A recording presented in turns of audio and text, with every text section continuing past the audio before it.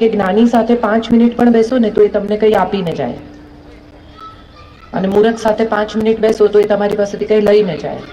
નલિનભાઈની બાજુમાં 5 મિનિટ બેઠી, એમાં પણ એમણે સ્ત્રીના જે 7 આભૂષણો છે એ મને આપ્યા, જે મારા કોઈક વ્યાખ્યાનમાં મને ક્યાંક કામ લાગશે.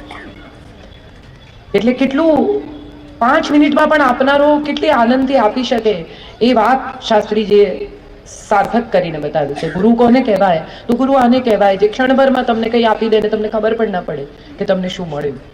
આજે મેં એટલા બધા વખાણ આપના સાંભળ્યા, મને લાગે છે મારે એકાદ રવિવારે આવીને એ ગીતાના શ્લોક વિશે સાંભળવું પડશે, કારણ કે ગીતા મારો પ્રિય વિષય છે.